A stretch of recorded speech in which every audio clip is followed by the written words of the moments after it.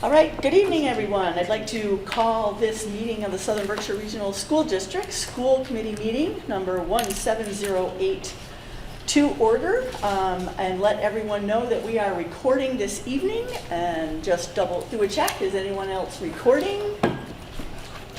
Okay, very good. We will continue on. Standing reports, review and approve previous school committee minutes. There are several sets, at least 3, I think, in our packets. You want to do all of them? Why don't we do separately? So our first set of minutes are from March 26th. I move to accept the school committee minutes of March 26th. Second.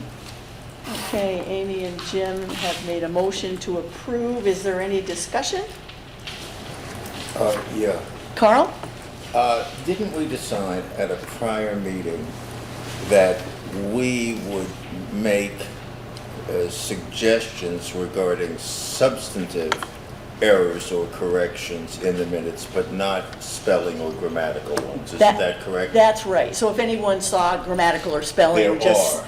There are, yes. In all of them there are, yeah. So Yes. I can speak to that. I spent 3 hours this afternoon with Michelle, and we went through all of the last ones that we had voted on per going through the typos, and we went through these 3 sets this afternoon as well. Okay. So you're helping us edit and take care of typos, et cetera. Yes. Great. Yes, I can't speak for content. Okay. But No. it is typo free now. Okay. Any other comments? No? All right. We will do a roll call vote. Jim? Yes. Bob? Abstain. Okay. Amy? Yes. Carl? Yes. And Julie, yes. So the minutes are approved for March 26th. Okay. And we have April 9th. I move to accept the school committee minutes of April 9th. Second. Okay, again, motion made by Amy, seconded by Jim for the April 9th minutes. Any discussion? Hearing none, roll call. Jim? Yes. Bob? Abstain. Amy? Yes. Carl? Yes. And Julie, yes. So they are approved. And then the last set, I believe it's the last set. April 30th. Hold on, that's for April 30th. I move to accept the school committee minutes for April 30th. Second. Okay, motion by Amy, seconded by Jim to approve the minutes of April 30th. Any discussion? Hearing none, roll call vote. Jim? Yes. Bob? Abstain. Amy? Yes. Carl? Yes. Julie? Yes. All right, so all 3 sets are approved. All right. Miguel's doing that. Miguel, you are there. Okay, welcome, Miguel. Versus what I had at last minute circumstance, so I'm signing in. Very good. Glad to hear you there. Did you want to comment on that last set of minutes? Were you there? Will you approve? I approve. Yes, I read through them and I approve. Okay, very, very good. Thank you. All right. Correspondence. I don't believe we had any. All right. Public comment. Is there any public comment tonight? All right. Seeing none, we'll continue, Matt, with the business manager's report. Thank you, Julie. So let's dive right into our warrant report. And we've split these into 2 different fiscal years. Fiscal year 27, which has 3 account payable warrants. I do want to make one note. There is an item that's dated 6/30/26, which is technically the end of the previous fiscal year. However, it was completed in this year, and so hence it's broken out in that way. Okay, so these are fiscal year 26. And these are very straightforward. The only difference is the one for 7/31/2026, number 7001 has health insurance in addition to the school lunch program. Very good. All right. And then jumping to fiscal year '26, again, this is fairly straightforward.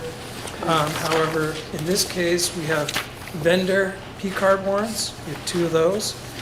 We have a number of payroll warrants. And where it says not applicable payroll accounting, that means exactly what it is, so there's no voucher number for those. That's why those have that delineation, and there are 1, 2, 3, 4 of those. And then we also have account payable warrants. And finally, we have 1 tax warrant for $15.79. And our accounts payable office is very good and getting even the smallest details, as you can see, so. Okay.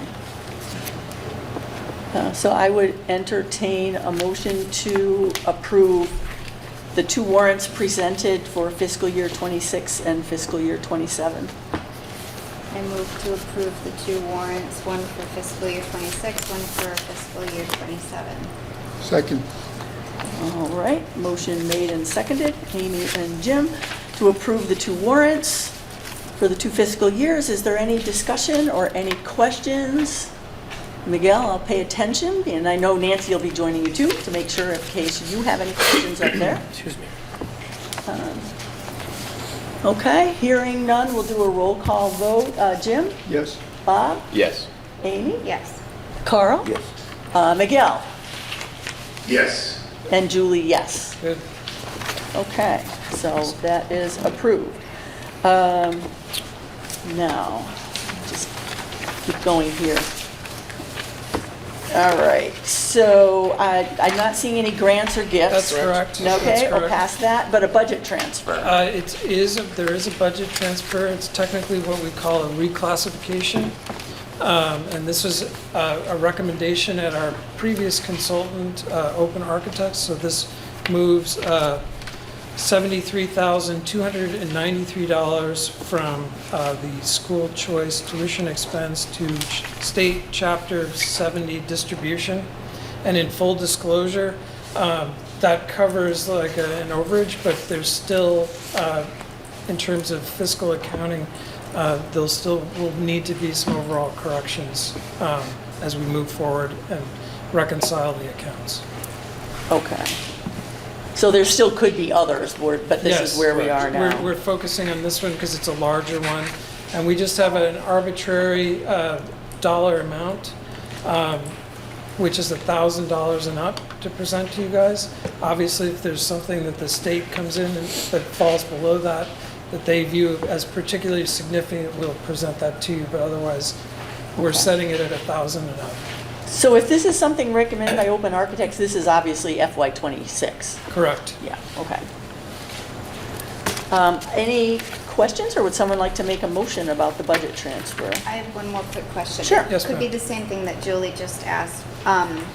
When you said there's going to be more reclassifications There are that going to be pop more up? reclassifications, more budget transfers, Okay. more overall reconciliations in terms of, Not more from this right here. not necessarily, no. Not, okay. That's correct. All Okay, right. thanks. Very good. Okay, would someone like to make a motion? I don't think we I have a, move to accept the budget transfer Second. okay. in our packet. Motion, I second that. Okay. all right. Okay. Motion made and seconded to approve the budget transfer for FY '26 as presented. Any other questions? All right, all in favor? Jim? Yes. Bob? Yes. Amy? Yes. Carl? Yes. And Miguel? Yes. And Julie, yes. So that is approved. Great. Thank you. Thank Thank you, you everyone. very much, Thank you, Matthew. Matthew. All right. All right, so Chairman's report.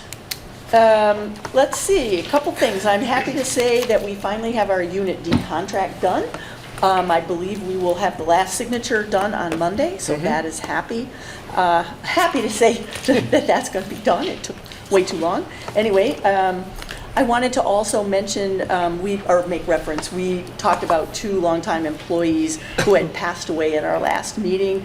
And when I finally made the connection about Martha Barnum, being Martha Higgins Barnum, and that I realized that I knew who she was and all the connections to our district, the fact that her sister-in-law Linda was our longtime superintendent, administrative assistant, and it's her stone, it's the memorial, and that brother Chuck did buildings and grounds for somebody. I was just immediately moved that I sent flowers on behalf of the district. So I took that initiative and did that. And I just wanted to let the rest of the committee know that I did that on all of our behalf. I'm sure everyone saw the invitation to opening day. Probably Dr. Ricka will say that, but I encourage folks to try to attend at 9 a.m., at least for a little while, if you can. And I'll be encouraging subcommittee chairs to try to reactivate and get ourselves in line. We still have quite a bit of work to do on those subcommittees. They kind of fell off the radar last spring, and it's been summer, and it's been pretty hectic and crazy, but it's time for us to roll up our sleeves and get those reactivated. The other thing I wanted to ask about was this meeting time starting at 5:30 p.m. rather than 6. I did it because I knew we had an earlier window blocked out. Like originally we thought we would have some training with MASC today at 4. That schedule changed and it didn't work. So I said, okay, let's do a little earlier, and it's still summer, we'll get home a little earlier, etc. But how would the committee as a whole feel about having our meetings regularly start at 5:30? And I know we don't have everyone here, so I can have Michelle check, but does that extra half an hour, is that critical? I know 5:30 is probably the earliest Art can do because of his schedule, even though he can't be here tonight. He typically says that 5 or 5:30, he can't do anything earlier than that. Thoughts? It's fine with me, I'm retired. Yeah? I fit it in where it is Okay. placed, so. Okay, Carl? I'm okay with either time. Okay, well then maybe we'll check with a couple of people. Miguel, I don't know, with you, with kids, does 5:30 or 6 make a difference to you as a start time? Creative. We'll follow up with him, with Nancy, with Art, and with Kim, Yeah, I and do just that? have to double check too. Yeah, so we'll double check, because I know sometimes earlier or later can make a little difference. Okay, just know we're looking at that. And that is all I have for chair report. I have a question. Well, I have a comment and a question. At our last meeting, the executive session, which became an open session Yes, by Kim Alcantara's choice, a couple of things occurred to me. Well, basically, I thought it was very political, very unfair, for a number of reasons.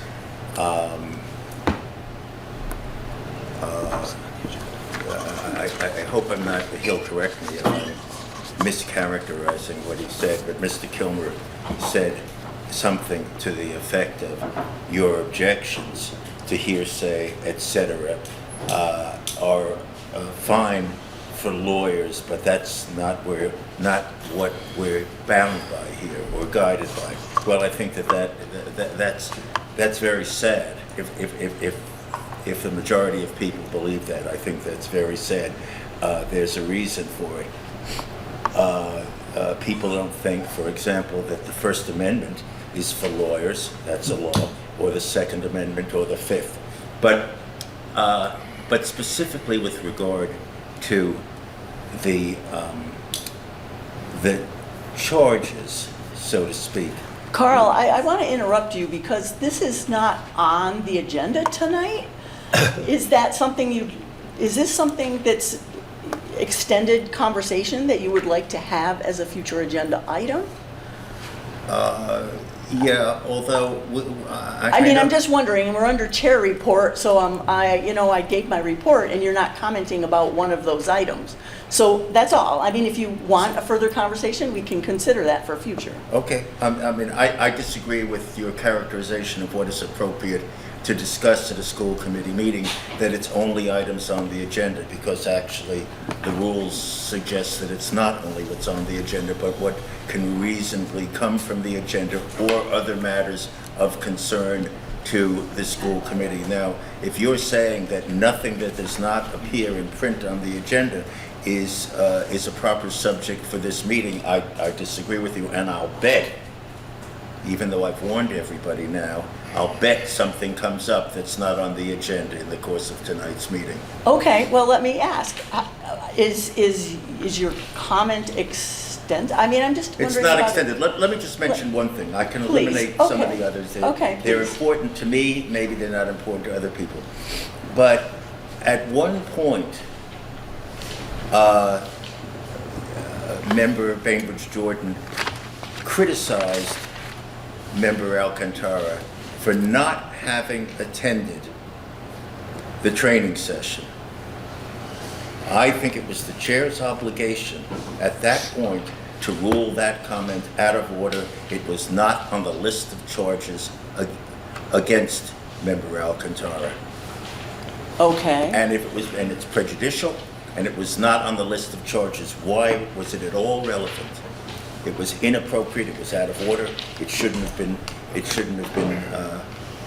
heard. okay. Well, thank you, Carl, and I'll try to follow up with you more on that. I think you Okay. have more to share, and I'd like to hear it, and we'll continue on, and I have other thoughts about Okay, thank what you. you're talking about. We'll get to that later. Okay. Superintendent report. Thank you. So I'm going to recap a couple of things that have happened this summer. The first is at our leadership team retreat, which we split over 2 days in July. Both Sarah and I took turns leading separate portions of that retreat. One of the portions that I asked Sarah to lead, since she's the Director of Curriculum Instruction and Professional Development, is what we called from our partner Transcend a facilitated design sprint on our strategic plan for continuous improvement, which I'm just whetting your appetite for. She's going to be talking about that extensively as we go forward. This week I had the opportunity to meet with the new president of BCC. I was very happy that she came down to visit. Her goal is to visit all the SUPs in Berkshire County, and since I've never been on campus there, she's invited me to be her guest on campus later in the fall, so I'll certainly report back about that. Transcend, Holly and Nick have been here since Monday, and we had the entire leadership team at the Red Lion Inn on Tuesday for a fabulous retreat for all 7 of us.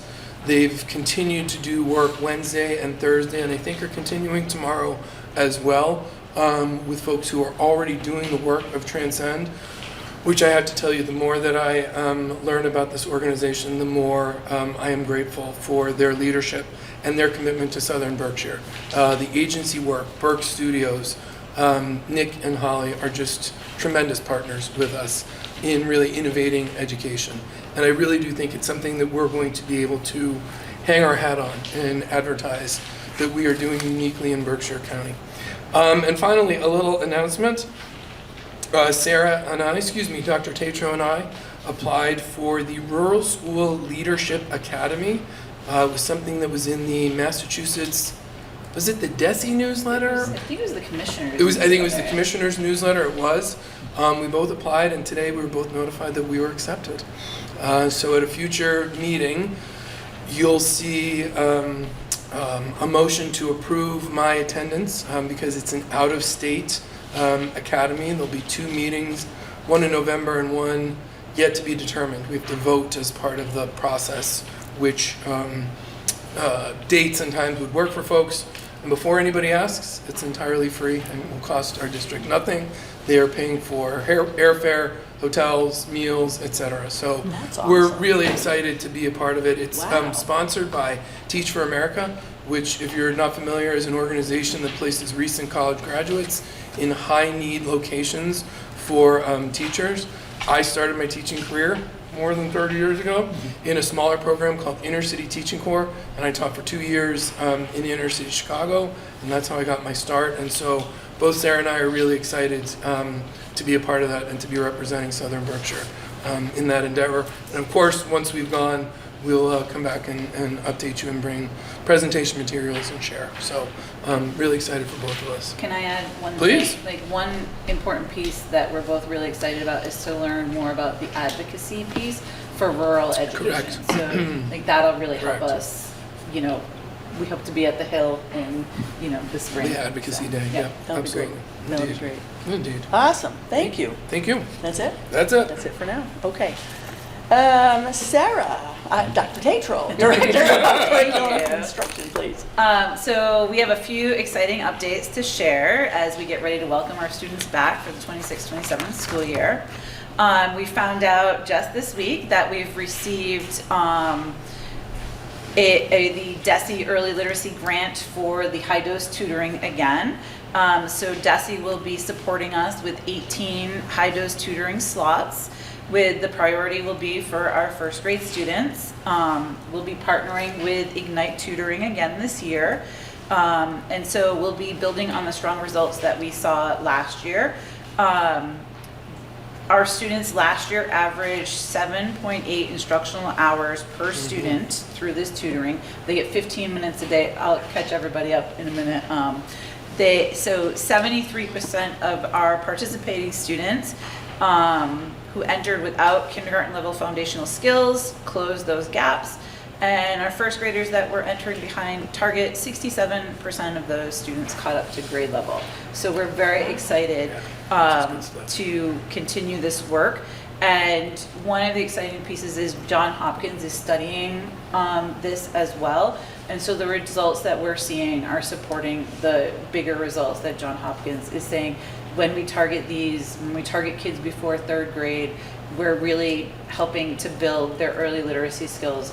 And third grade is a target area because students in pre-K through second through third grade are learning to read.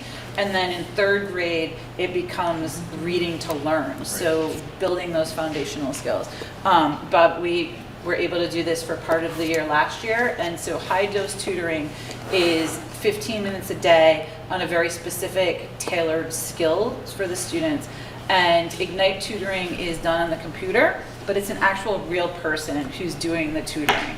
And students are placed where they should be based on their ability, and then they focus on building up those foundational literacy skills. We also were recently notified that we have been awarded the Genocide Education Grant. So this funding will allow us to strengthen opportunities and educators around that. And we also will be working with some folks from UMass Amherst for them to help us develop some professional development, particularly for our educators. And then Brian led the way, but we had an incredible week, and it'll continue tomorrow, of adult learning and leadership development across our district. So on Monday, we held our first annual Southern Berkshire Regional School District Leadership Institute. We brought together our teacher leaders, our school leaders, and our district leaders, and we spent the day thinking about how we lead as one pre-K through 12th grade system. We grounded our work in sharing our North Star for this year, which is student success, and engaging participants in the development of our strategy for strategic success that we'll talk about tonight. You all received these pouches. Everybody who attended received one. We also are grounding some of our work in learning by doing. So everybody who attended received a copy of this. And this talks about strategies for facilitating meetings, professional learning communities, where you take an idea, you try it, you bring it back, and you share what you've learned, make adjustments, and then try a change or try something different. And then we also put together a leadership toolkit more tailored to some of the things that we'll be doing this year. So that was very exciting. And then we also had many educators who voluntarily came into our buildings before the official start of school. They have been participating in professional learning, collaborating with their colleagues, designing learning experiences for our students. Some of that work has been facilitated in partnership with Transcend, including agencies and Berk Studios. we're also adding to that work stream this year. Transcend is supporting us and helping to facilitate our redesigned advisory curriculum, so that when we start looking at how do we allow students to have more agency in their schoolwork, how do we support them in developing the skills that everyone needs to be a lifelong learner. So we talk about those skills. It's time management. How do you develop a work plan? How do you collaborate productively? There's many others that go into that, those executive functioning skills. And so Transcend is supporting us because we're talking about it in agency. Students are building voice and choice into their work. We're expecting 6 through 12 students to be able to do Berk Studios and have those skills. And so how do we explicitly teach some of those skills that students need and support them in a safe place to learn those skills? So that's all of the work that we've been doing this summer. There's a lot of positive energy. We're looking forward to bringing everyone together for convocation and continuing our adult learning throughout the year. Yes? I just have a question on the tutoring. When do kids get this? Is it during like a reading block or? So we've intentionally, when we put in our application, we intentionally thought about how we fit it into the day. And so as long as everything goes smoothly, it'll go into that like win block where students, like some may be getting tutoring, some may be getting one-on-one. So trying to fit it into where students are already at. So that's the goal. Right, so it's not. So it's not taking away. So I actually attended last week DESI's early literacy launch that they're doing. And so one of the really important things is protecting that tier 1 instruction, because every student deserves that tier 1 instruction. Mm-hmm. Tier 1 instruction is the basic, when we were in school, it looked like sitting at a desk and the teacher, like Charlie Brown, right? Like, it doesn't look like that anymore, but students need to be in that. Even if they're not at grade level, they can access tier 1 with scaffolding and other supports. Tier 2 and tier 3, Ignite tutoring would be like that tier 2 intervention, right? Where, so getting students that outside of the tier 1 intervention. So that's where that's the goal. And what was the percentage of students that got caught up to grade level? So this is from Ignite, and this is based on the information that we sent to them. So I'm using their, we had, among our first graders, 60% of the students who participate, and I'd have to dig to find out exactly how many that is, but 60% of them caught up to grade level. We had one classroom when I was like applying, that they all hit the benchmark. So one of our first grade classrooms hit the benchmark. Of the classroom teacher's benchmark. The the benchmark is DIBELS. So we're using DIBELS, Okay. which DIBELS is a test that you can give periodically that determines where students are in their early literacy skills. So that's like being able to sound out a word and read the words. So Okay. so using DIBELS. So DIBELS is the benchmark, and so it's a standard that is across the United States. Can I Jim? clarify? Sorry. Jim? I can go next. No. You go right Go ahead. ahead. I'm old enough that when I started, Head Start was a radical idea. And I just am really pleased that we've got this much science going into bringing kids to, where they can be successful in starting, this early with them. Because even then, we thought if we start with preschool kids, we're going to have more success, and you guys are really doing it. Yeah. Thank you. Yeah, no, we're definitely targeting and supporting our teachers as well in, looking at, we're going to be really targeted with our professional learning, our adult learning this year to support those research-based practices in the classroom and really looking at how are we supporting student success. That's awesome. Carl? Yeah, I'm sorry that I missed a question that I meant to ask. when Dr. Ricker was making his presentation. What is the enrollment for this coming school year? Right now, 593. 593. Yes. Which is a reduction in the number of students of 6 from our I last think we year? were at 593. I don't have a current enrollment report in front of me. Yeah, I was feel going like to say, we I'm were sure we'll close. get, probably Right. in September, In we'll get September, that. we'll get an But update, but yes. I'm pretty sure 593, Oh, we're it rings a pretty bell. close in April. I Was think. I don't know. I feel like we're close. Okay. Sorry that I don't have it. in front of me. Somewhere in there, I don't know if we read if maybe I read it. That's what it might have been. It might have Yeah, been in the Yep. minutes someplace where that we just approved. I know I just, in the last few days, read that number, 593. So would it be fair to say, to characterize this as there has been no or very minimal change from last year? To date, yes. To date. Yes. Yeah, I mean, we'll We don't- know we'll have an once school update starts as- next well, week. as soon as We'll know Wednesday, better. Yeah. Anything else for Sarah? Could I just add something? yeah. I'm Yeah, trying to be sorry. on alphabet soup patrol these Yeah. days. So Sarah said win block. Win stands for what I need. And so that's individualized for students. So if I'm the classroom teacher and I know that Jim needs a little extra practice in math, during the what I need portion of the day, Jim will be working on math. So it's individualized for each student. And DIBBLE stands for Dynamic Indicators of Basic Early Literacy Skills. And so that's nationwide, right? And so those are easy. Now we easy. know why they call it dip. And but I also, one of the I things didn't that I'm remember, gonna but try I to did do this read. year is to be on Alphabet Soup Patrol. Because as educators, we do refer to them like that because we know what they stand for. And I don't want folks at the table to feel like maybe I should know this, so I'm not gonna ask. So from time to time, if I hear something, I'll just share with the group. Would you mind saying what Dibbles is? Absolutely. One more, just because that's a long one. No What worries. I need, I got that one. Just one Dynamic more. indicators of basic early literacy skills.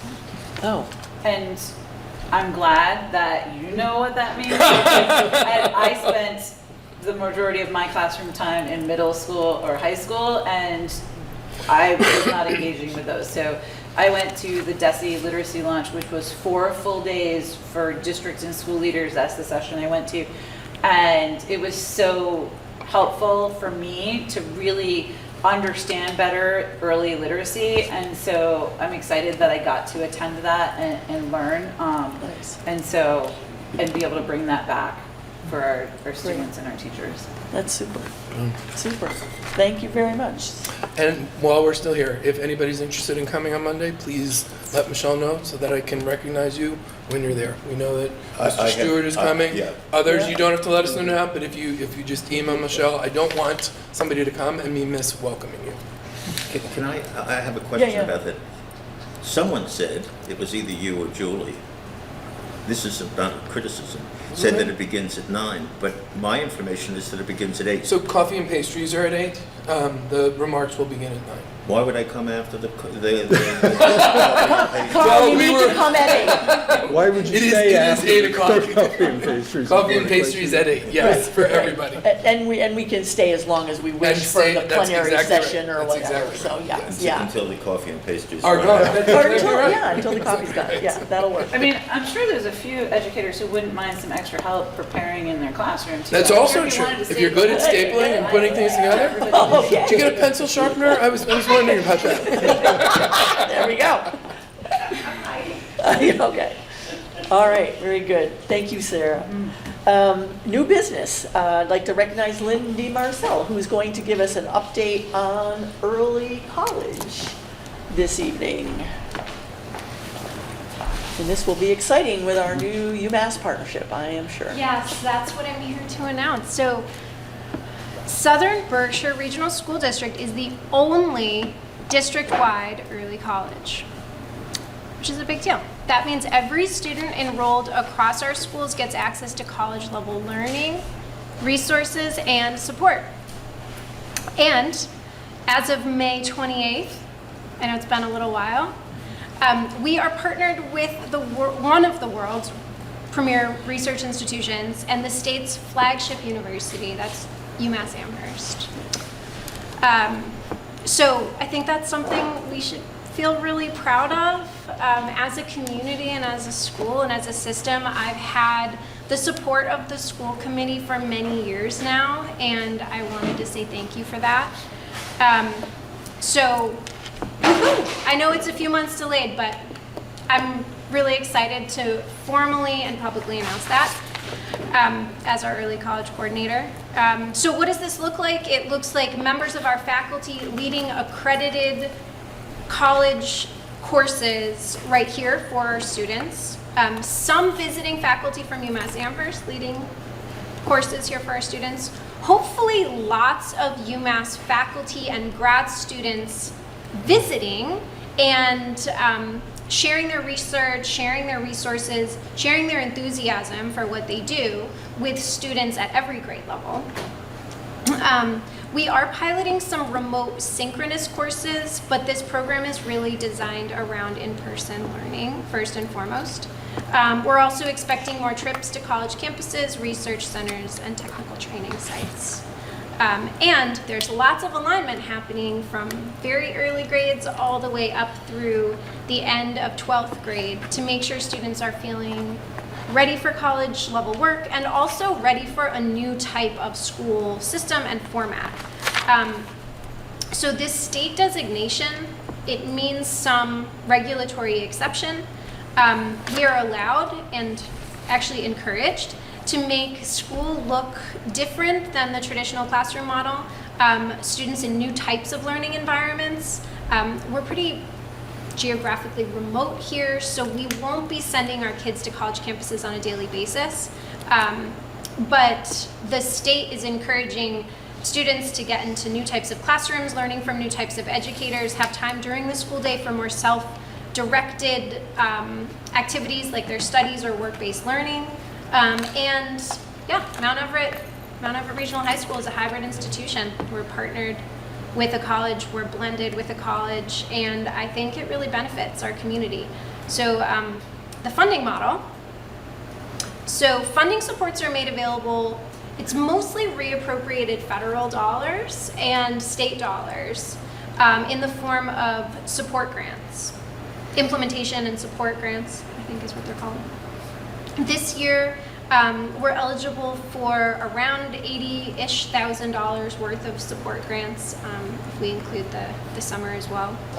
That means we're bringing value into our towns, and the program isn't necessarily increasing assessments, so I think it's just worth highlighting that. There's a per credit reimbursement that also goes directly to the college, the institution as well, that doesn't pass through the school system at all. So the program here is pretty unique. It's designed to make resources and opportunities that are not typically available to sparsely populated districts. I think we are the most sparsely populated school district in Massachusetts. So it brings things into our towns. It's not about pushing students towards any particular post-secondary path. It's not about trying to convince kids to go to college if they don't want to go to college. It's about getting resources and opportunities here. And we've been operating this way for a while, and we're getting recognized for it. Our program is often used as an example of best practices when I go to statewide or regional early college leadership convenings. And I've been asked more than once to inform education policy recommendations based on our program design. So I think it's really a testament to what our students are capable of. I also want to acknowledge it has not been easy. We've been told no, but we fought for what was best for our community. We'll continue to do that. Does anyone have any questions about our early college program? Yeah. Carl? Go ahead. Thank you. So let's say a graduating senior from Southern Berkshire graduates with 3 college credits to her on her record, and she attends MIT. My guess is that MIT is not required to give her credit for any of those. Isn't that correct? So there's not a requirement unless it's a state college or university. State colleges and universities are required to acknowledge the credits, and we strive to be what's called mass transfer aligned, which means aligned with the Massachusetts transfer system. So transferability is guaranteed for state colleges and Now, universities. when you say state colleges or universities, do you mean colleges or universities in any state or only Massachusetts? So the guarantee is only for Massachusetts, but it's pretty well understood that there's transferability across the country. The vast majority of our credits do get accepted, but it's highly dependent not just on the college, but on what the student is hoping to learn, right? So some credits are elective, some are major requirements, and then some are major electives. So it's always a case-by-case basis, but we've had a very high degree of transferability. Partnering with a reputable college, that certainly helps. So folks typically know about UMass Amherst. I contact admissions for pretty much all of our graduates who are going off to college. I contact the college they're headed off to and have a conversation with them about transferring credits. Could I just jump in for a second? Just to add to that, we've had a lot of luck with schools that you're talking about that are in like the new MAC, the NESCAC, the Ivy Leagues, where our kids have gone, and by having some of those college credits, that's allowed them to not have to do some prerequisite classes. That's what students have reported back to us. So, for some early, like first year English classes and math classes, they've been able to avoid to get right into their major because they've had those early college classes on their resume.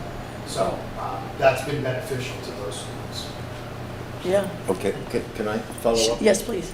So, I assume that this information, that someone keeps track of this information, that is, the student that I just mentioned, or any student for that matter from this school, has graduated, has attended college, are records kept on how many, if any, of those credits earned in high school are applied by the secondary institution? And if those statistics are kept, where are they kept? So they are kept, but they're confidential. So that becomes protected by FERPA. We can have conversations on behalf of students, but what they do academically as adults within their higher ed institution is not publicly available to us. We certainly can support them in their transition and advocate for them, but ultimately it's up to them. If they want to take advantage of those credits, we can't force them to take advantage of their credits. If they choose to retake a course and not transfer in their credit, that is their choice. But most of the time they choose to transfer it in. Okay, but did I understand you to say that if we want the information, not the grade, but simply whether or not institution A granted student B X number of credits that they had earned during their high school career, that is not available under FERPA? So the state keeps very good track within the state of Massachusetts, but when they leave the state of Massachusetts, that information is not available to us, but we try to keep pretty careful track on a student-by-student basis because students remain pretty open about that for the most part.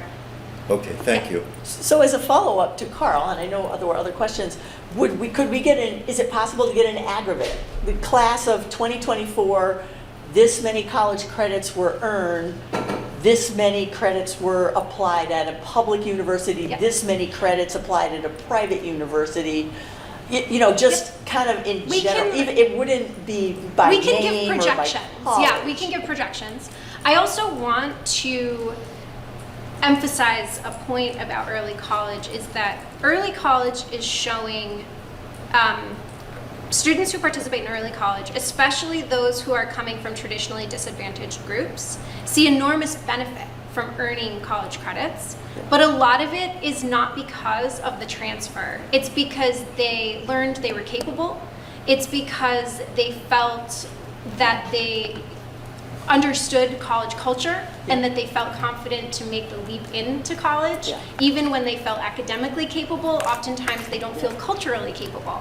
So the benefit of earning the credits is of course transferability, yes, but that's really only a small piece of why the program benefits the school. Do you do any pre and post surveys, like pre-surveys before a student takes college courses, and then after they do it, and then even a year later, like, you know, Yes, like a longitudinal? The follow-up is tough because Sure. Yeah. we sort of lose students You when lose they them. Oh, yeah. But yeah, we do surveys. The survey results are getting a little skewed at this point because all of our students know they will be taking college courses during high school at this point. So yeah, the interpretate. But I have a lot of data about our program, and I'd love to share more with you all if you have like specific asks. Yeah, I'd be Okay. happy to put. Well, it would be interesting. I'd be interested in, you know, that was something that I did with my job. So, you know, some of that work is really interesting. But yeah, we could possibly do a follow-up later on. Yeah. Well, I think there were other questions, hands up over here. Yeah. Yeah, well, and I can just echo, as a teacher who has taught a course that has been accredited, you have to, you know, get your syllabi approved. There's a whole process. It's not quite the same. So I like that we see that and can understand that it's not just about the transferability of the credits, but really the experience and empowerment. My question was simply, and if you don't know at the moment, you can get it to me. I'm wondering if you know offhand how many courses are offered that do provide the college credit. So historically, so there's like the historical numbers, but as we're transitioning to our new college partner, gonna change. those courses are going to shift. The goal is to provide courses across disciplines. So some early college programs out there, they might have a focus on, say, healthcare. And so they really focus on healthcare specific courses. But because we're a regional school and the program is district-wide, we're going to make sure to offer courses across disciplines. And I think because of our students being geographically isolated, exposure to new topics is also a priority. So wanting to make sure that maybe on an alternating year basis, students get access to topics and disciplines that they might not otherwise. And then what grades are allowed or able to access these courses? So the courses are open to high school students. Okay. With the expectation that juniors and seniors will be the majority of high school students who are participating in college credit courses. But there are exceptions. Students who are feeling particularly ready, students who might know they're going away for a significant portion of a year and returning and don't want to fall behind in high school. So there are a lot of kind of case-by-case exceptions. So juniors and seniors is really the answer, though. So I was wondering, when you mentioned before about the synchronous or asynchronous, so is UMass offering a few online courses this year? Yes. What so, do we have for a lineup for fall? I mean, I know it's transition, so Yeah. if you told me one or two, I'd say that's good. It's Yeah, a it's new partner. For the asynchronous courses that were offered, there was a linear methods for business applications math class. That one is particularly unique because it was going to combine a few small high schools. It's a really niche course. It's a really interesting course, but it's pretty niche, so we wouldn't expect a huge percentage of the student body for that to align with their career goals or their interests. And then a environmental conservation course as well. Great. Yeah. Other questions for Lindy tonight? No? Lindy, thank you so much. Thank you, Lindy. All right, Thank we'll you, everybody. follow up and catch you again in a few months and see where we are. Appreciate it. Okay, so next on the agenda is to review and approve the student and families handbook. So you have it before you. It was something that our handbook committee was going to be looking at, and then it pretty much came back from legal counsel that there's next to nothing that we can really change, or very little, except to make sure any of our policies are up to date. And assuming they are, and we haven't made a lot of change to policies yet at the board level, even though the subcommittees looked at stuff. Anybody have thoughts or would like to make a motion to approve the handbook as presented? I move to approve the handbook as presented. And Nancy. Okay, a motion is made by Amy, seconded by Nancy, to approve the Student and Families Handbook as presented. Comments, questions? Amy?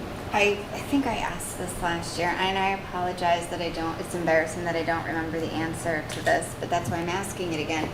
Is this available for speakers of other languages? I believe so, is that correct? Our handbook is available in multiple languages if needed. I believe so. I don't know with the new website, Chris. Does it automatically do it, or do we have to put the? Actually, I have to double check the new website. I believe there's translation services embedded in there. There was a way it worked in the former website construction that people could get it that way. I mean, obviously, we can provide anything to anyone, but we didn't necessarily have to have translated copies because that was available through the It was website. online. We'll make sure that they are. We'll make sure. Correct. Okay. I Good think, question. Thank you. Yeah, I think more than making sure that they are, making sure that they know that it can be. Do you know what I mean? Yep, Yeah, yep. very good. Great question. Thank you. Any other questions before we vote on the motion?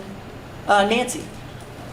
I just wanted to double down on what Amy's asking. Could you- Because, I got it. if there is a problem, we need parents, especially to understand what the processes are that are being done.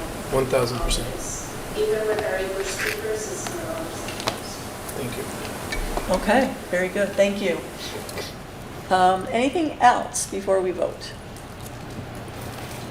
All right, so we have the motion to approve the Student and Families Handbook. Jim? Yes. Bob? Yes. Amy? Yes. Carl? Yes. Nancy? Yes. Miguel? Yes. And Julie, yes. So we unanimously Thank you all. approved. Thank you all. All right, excellent. The school committee self-evaluation update. I just wanted to let you know I've been in contact with Liz LaFon from MASC, and at the last meeting we did talk about having interest of doing that self-evaluation, and so she is going to be customizing the evaluation that's on SurveyMonkey, but it's what we had on paper. It'll be customized for us. There will be a link available. I'll work with Michelle, and either Michelle or I can send that out. I'm thinking we probably want a window of a couple of weeks, let people have their time to do that. And then all the results will be going back to Liz at MASC. She will aggregate that for us and make sure all the comments and everything's there. And then we'll be able to look at that later on. So look forward to that in the next maybe week or so. I'm sure we can get that fine-tuned, but that's the update on that. Next is the 2026-27 strategy for district continuous improvement. And I believe Dr. this Tatro. was in our Yes. packet. All right. Oops.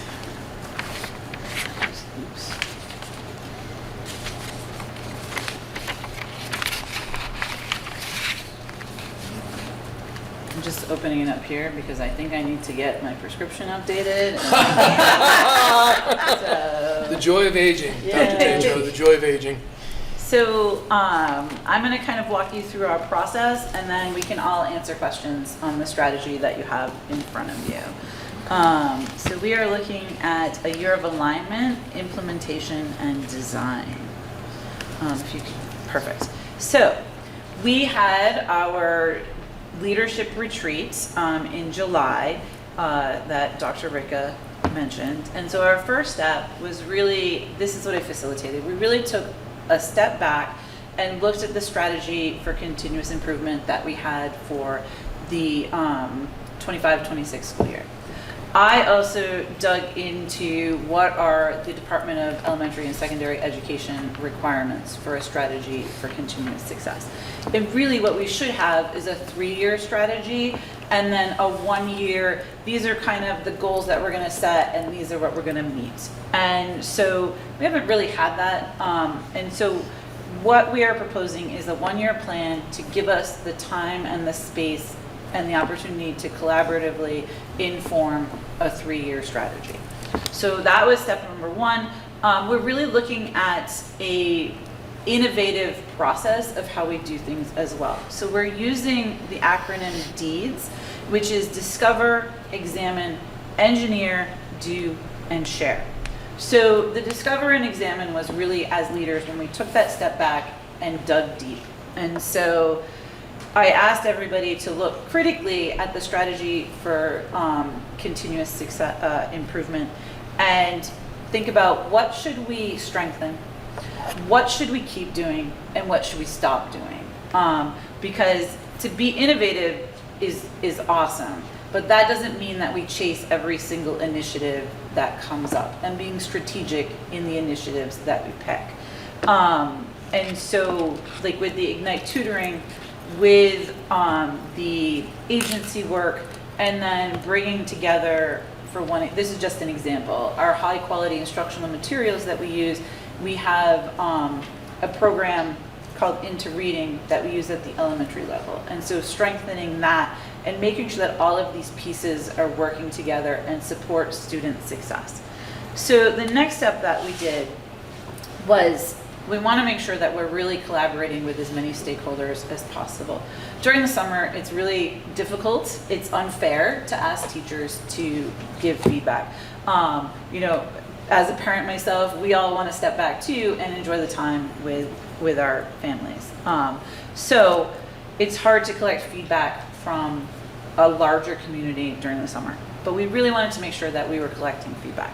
So at our first annual Leadership Institute, we asked the educators in the room to look critically at the strategy that we're proposing.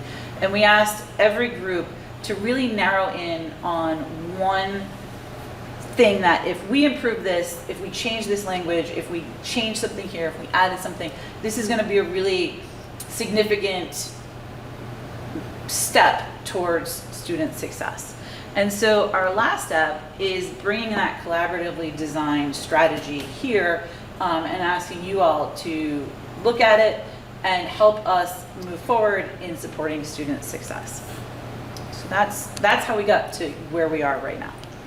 I really want to point out the mission that is on our strategy for student success. This is a 1-year mission. This is the mission of our strategy for student success. And it says, oh, this one's not updated. The one that I have is not updated. But it says our mission for the 26-27 school year is centered in student success as our district North Star, supporting every student across their pre-K through 12 journey with the knowledge, skills, experiences, and confidence to strive as lifelong learners through engaging, inclusive, and innovative learning experiences built with students, families, educators, the school committee, and community partners.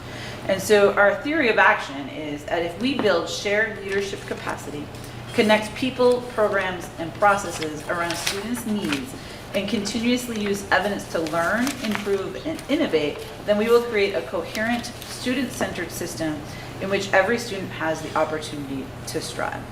And so the design principles that you see on the side, these are the design principles when we sit down and think about, is what we're doing student-centered? Is it serving our students? These are the design principles that we're going to use throughout the school year in our work. So next, what happens? We're going to align. So we're going to make sure that we're clarifying our roles, our priorities, and how every person's work in our district connects to student success. So we're going to be asking every adult in our buildings to think about their role and how they're supporting student success, from the superintendent to someone who's working in our cafeteria, to our teachers, to our ESPs, and everybody in between. To even the people around this table. Yes. Our school committee. Yes. And so as we implement, we're going to strengthen the systems and practices that are already underway across pre-K through 12. So looking at how are we working in vertical alignment? How are we working from pre-K through 12 to support our learners? We're going to learn together. So we will be using evidence to evaluate the impact of what we're doing, and we're going to decide as we go through the school year what we sustain, what we scale, what we stop. And then designing our strategy moving forward and engaging stakeholders. So one of the benefits of having Transcend as part of our partners is designing opportunities for community input. And so what we're looking to do is create 4 opportunities throughout the year for community members, stakeholders, anybody who's interested to drop in and answer questions that are going to help us design our 3-year strategy. So that will be coming, hopefully we can do the first at the end of September, beginning of October, and it'll be a Zoom, and it'll be a time frame, and people will get the information, they'll get the invitation, we'll share it as broadly as possible, and it'll be one question, and people will drop in and answer that one question. And so it'll be really highly facilitated. Please stay on topic, please answer this question. And we'll also be recording it so that we can use one of my favorite phrases, in vivo coding, which is you ask a question and then you take the participant's own words to help you answer that question and find out what they're thinking or how they're experiencing something. And then what we did was we looked at kind of our 3 buckets where we're placing things, and they're all interconnected and they're all working together. So our first bucket was shared leadership. How do we build this culture of collaboration and trust from everybody across our district? So that's bucket number 1. Bucket number 2 is those connected systems. When we think about school, we have all of these different departments that are doing their own things, but they are one system that our students experience, and how do they experience that system? So if you think about our student leaves for school in the morning, they're not thinking about how gas got into the school bus. They're thinking about the bus driver greeted them, they've had a ride, they've chatted with their friends, they're arriving at school, they're getting greeted, they're getting breakfast. They're not thinking about the work that went into getting that breakfast to them, either in the cafeteria or in the classroom. And so, but we have people in the background who are doing the purchasing, who are doing the planning of our bus routes, who are figuring out, okay, students are going to come through this door. And so thinking about that connected system of how our students experience the system and not the individual pieces. How are we all working together for student success? And then continuous innovation. So right now, this is innovative, the way we're thinking about and designing our strategy for continuous improvement. We're not doing something totally new. We're still doing our strategy for continuous improvement. I would like to have us calling it the strategy for student success, because that's really what it is. If we do these things, our students will be successful. We will improve student outcomes. So that may be a totally new way to think about it, but innovation doesn't mean chasing the next great thing. It means taking what you're doing and thinking about it in a different way. So this is just kind of spells out more of what we have. Our under shared leadership, we have our instructional leadership team and our institute, and really leveraging our teacher leaders to help us do this work this year. They're experts in content and really leaning into that, and also sharing best practices. Strengthening how we're holding data team meetings, how we're leveraging the information that we have, and collecting data. Data can be test results, but it can also be learning walkthroughs where we're looking at I saw this in a classroom and these students are doing this, and using that to help us inform how we're using professional development, what type of resources we're looking at. We really have been talking about deepening mentoring for our new educators, but also for our new ESPs. A lot of times you have a para educator who comes in and supporting them, helping them learn, and not just throwing them in and saying, here you go, you like kids, good luck, have fun with these first graders. They wouldn't be here if they didn't love kids, but just giving them the tools to help them be more successful. Our connected systems, looking at pre-K through 12 curriculum, our alignment, how we're talking about the durable skills that students have, their ability to plan and set a goal and work towards it, their ability to manage their time. Looking at our pre-K through 12 expectations for belonging and those social emotional learning pieces, having a place where everybody feels safe and welcome and connected, and really aligning our professional development to the district priorities. We're saying that we want students to have agency. We want students to have these Berk Studio experiences. Well, that needs to be happening across the district from pre-K through 12, giving students opportunities and also giving our educators opportunities to have agency. And then continue to strengthen our family engagement and build community partnerships. That's a really important piece, so making sure that we're building on that. And then we are expanding agency from K through 5, and evaluating that. What does that look like? How is that working for us? What are our educators and what are our students experiencing? What are the families at home and the caregivers at home hearing about this work? Growing our Berk Studio student-centered learning. What does that look like? How are we utilizing even just pieces of that across 6 through 12? Strengthening our early college, our innovation pathways, our MyCat process. Leaning into that work, and how does what we're doing with Berk Studios, with our advisory curriculum, strengthen and support these higher level classes that we're providing students with access, so that when they get to that first early college class, they're ready to have that more independent learning experience. Using our data to help us decide what are we doing well, where do we have room for growth, and again, deciding what to sustain, scale, continue. So we will see, the goal is that we will see evidence of improvement in student learning, engagement, belonging, and attendance. I don't know if it ever, as I'm thinking about it, I don't know if it ever officially was announced. Thinking the same thing. I think it was in June, we were recognized for improving attendance at the secondary level by the Department of Education. We'll get you more information at our next meeting on that.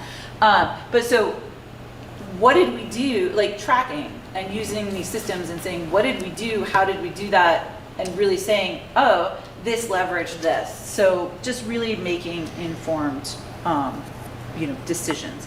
So our vision for June 27, so when we get to June, what do we expect people to say about Southern Berkshire Regional School District? We expect that people understand how their work connects to our district priorities, that teams use evidence more consistently to make decisions, students experience greater voice, choice, belonging, and relevance in their learning, educators have meaningful opportunities to lead, programs and systems are more intentionally connected, the district has collaboratively developed its next 3-year strategy.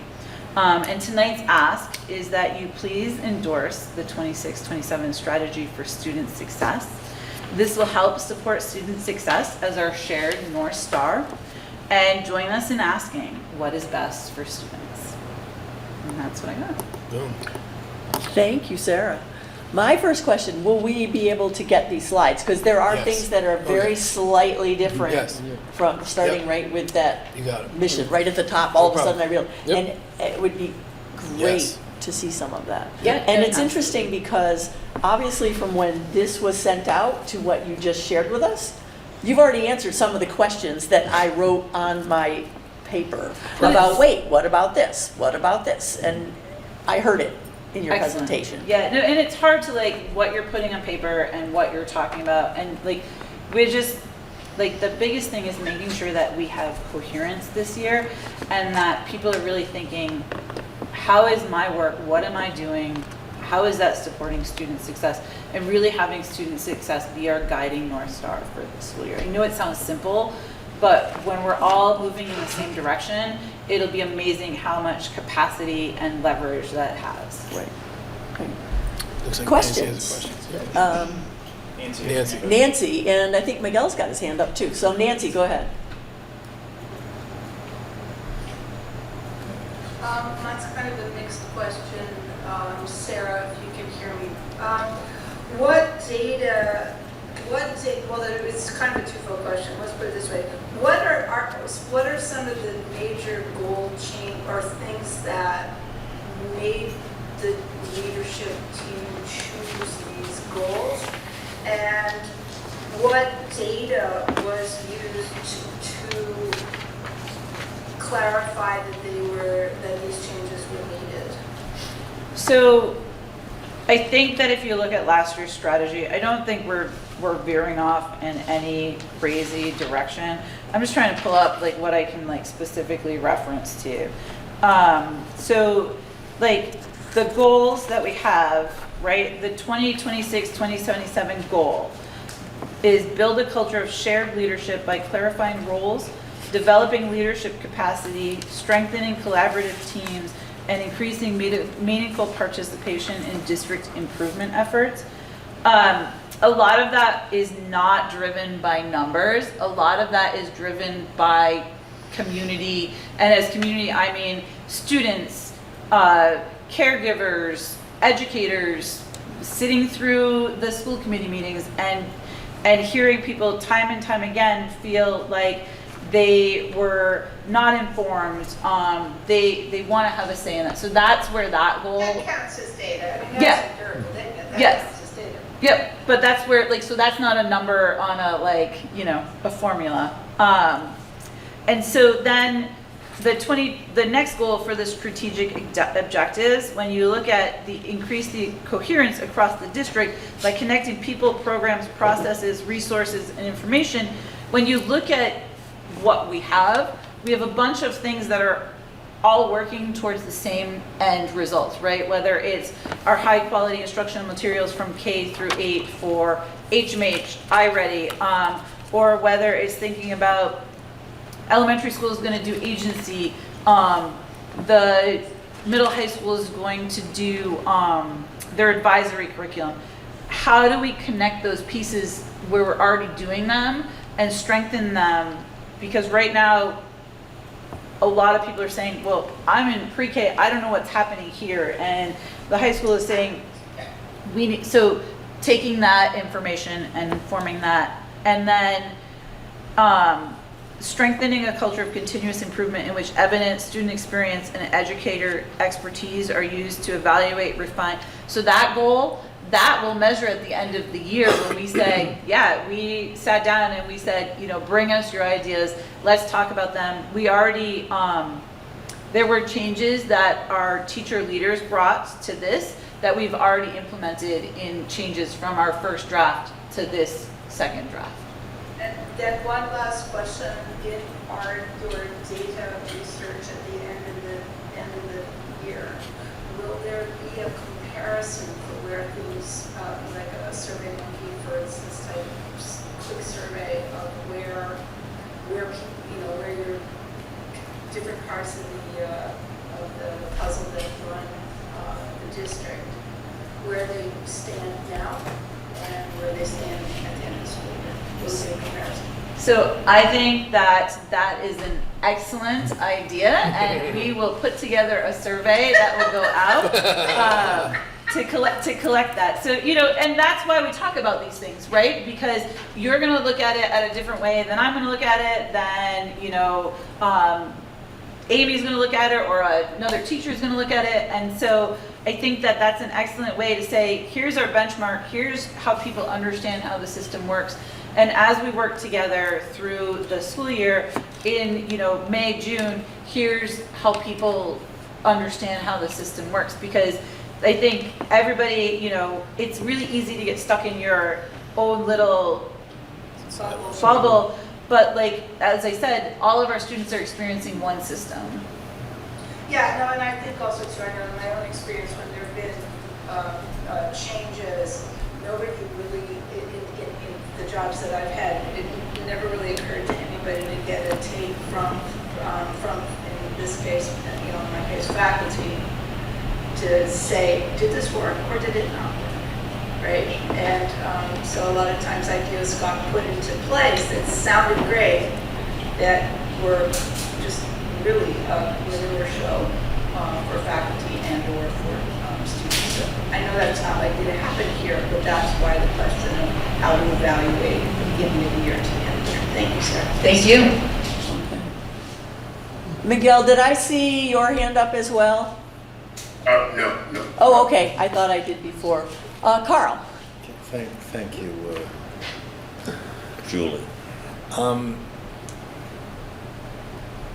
There seems to me, and maybe this is the wrong word, a disconnect between the aspirational language that you and many other educators tend to use and actual on-the-ground results. I mean, I think this is a particular concern, pet peeve of mine, is a very clear, and it's not Southern Berkshire Regional School District, it's almost everywhere, but a decline in literacy in this country.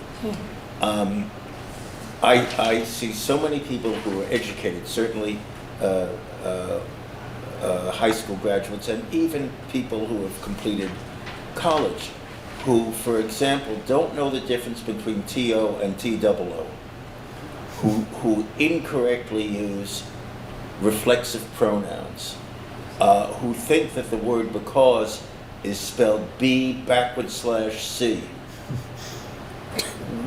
Really, and also the apparent considerable increase in the use of artificial intelligence to write college essays, to do many things.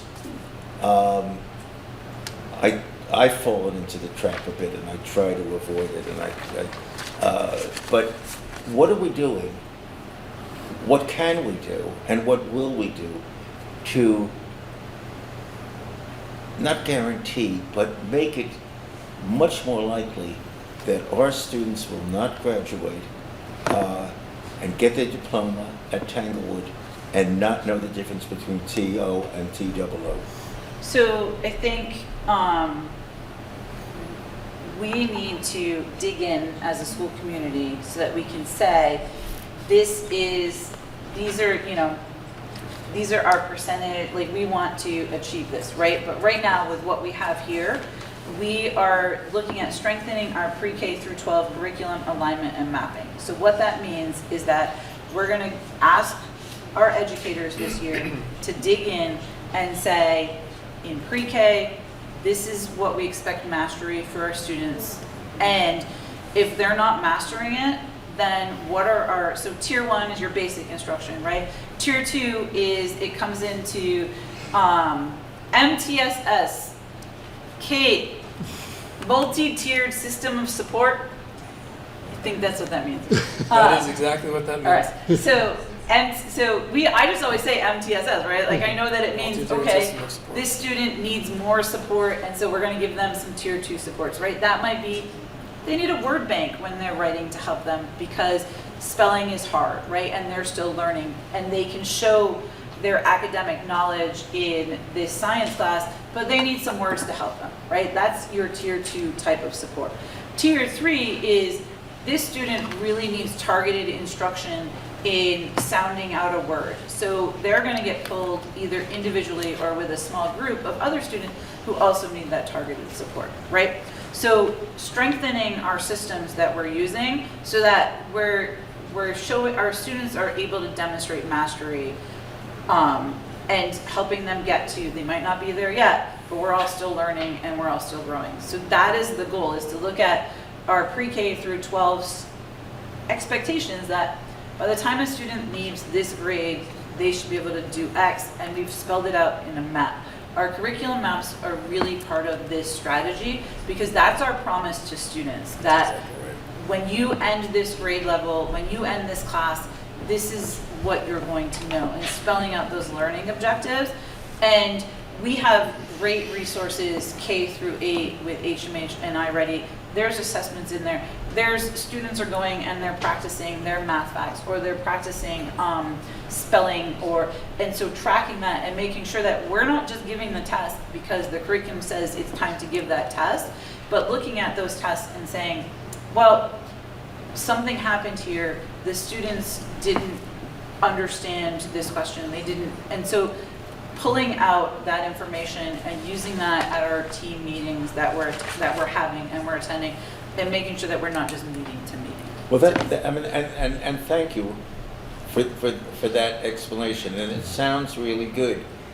How do we measure if we're improving, if our students are improving? That is, if from year 1 to year 2 to year 3, there are ways, of course. I mean, presumably, MCAS is one way of doing it, right? So MCAS is one way, right? Yeah. Showing growth on the MCAS, but we're using the DIBELS. We're using these assessments. There's a whole assessment timeline that we have. They're benchmarks that we're giving students benchmarks, and we're looking at those results. And if students aren't meeting them, right, then we're providing the intervention, and they're taking the benchmark again, and we're looking for that growth. So that's like the DIBELS benchmark that we did. So a student sits down with an educator, they're assessed for their phonemic awareness, right? Because those students weren't meeting the phonemic awareness, we applied for this DESE grant to provide those interventions.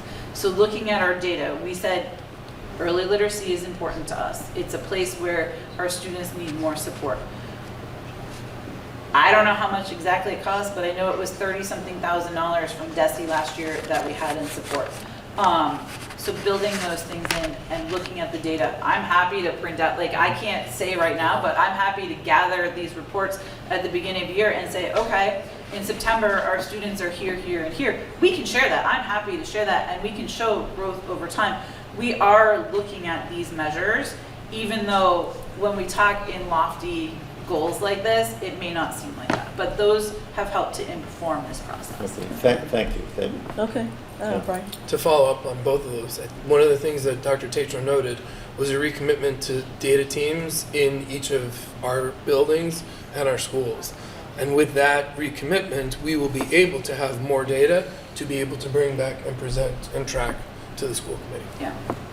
And I've already talked to Ryan, he's amazing with like pulling data and disaggregating things.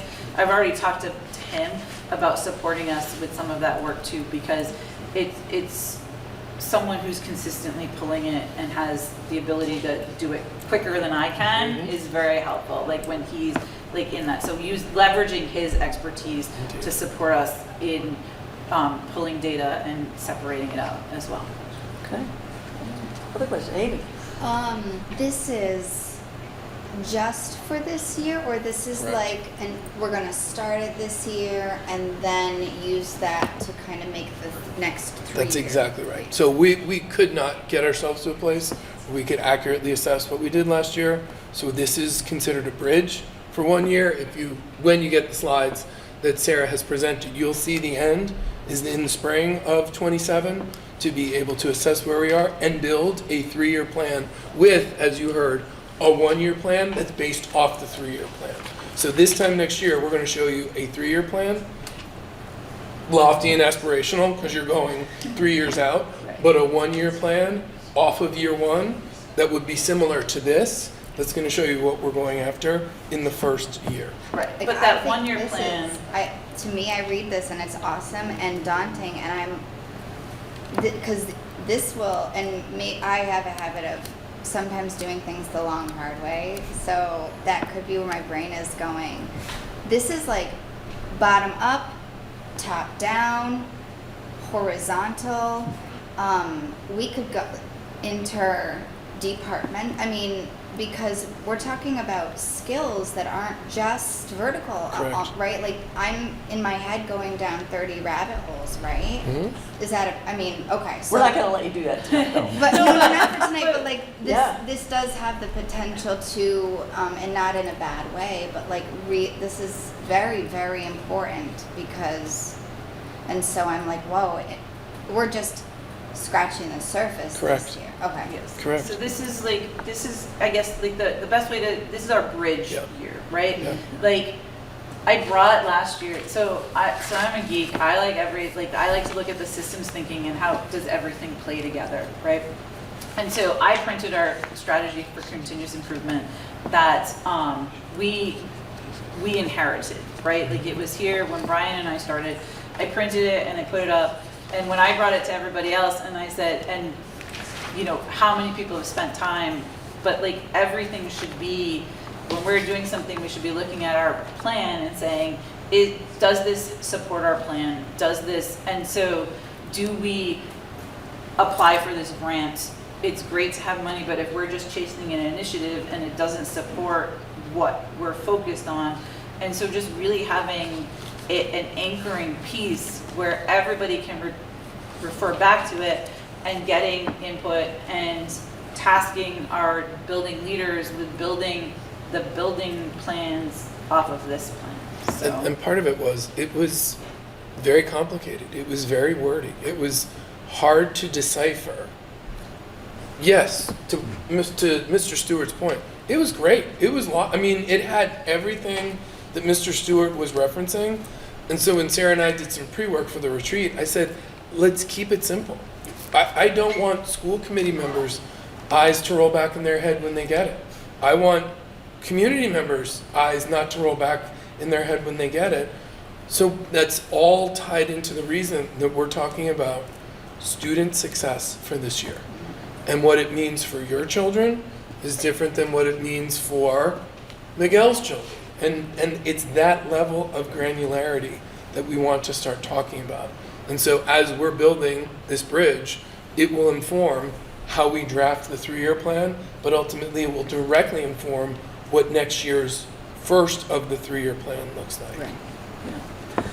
It's interesting, Sarah, you said you printed out last year's because I did the same thing. The first thing, because I had been asking about that anyway, so I'm sure Brian's not surprised. Not at all. So, and I was like, so what kind of stayed the same, what was sort of different? And so I was glad, okay, the vision, yep, we're carrying that forward. That was great. And then I figured out, oh, this lines up with this one lines up with this. So we have 3 buckets here, and the 4 buckets that we had on the old plan: instructional leadership, management and operations, family and community engagement, professional culture. Then what I figured out was that those 4 buckets line up with the superintendent's performance evaluation goals. We haven't got to that yet, right, Miguel, when the subcommittee gets going. So I think, well, that's how that all lines up. So one of my concerns when I first read this was, where's community engagement? Because that's like a superintendent thing that connects to the old plan, and it is there. And to think that you're going to start doing outreach in September, that made me happy. That was where I said, oh, you started to answer my questions already. How do we do that? So I can still see how things all line up.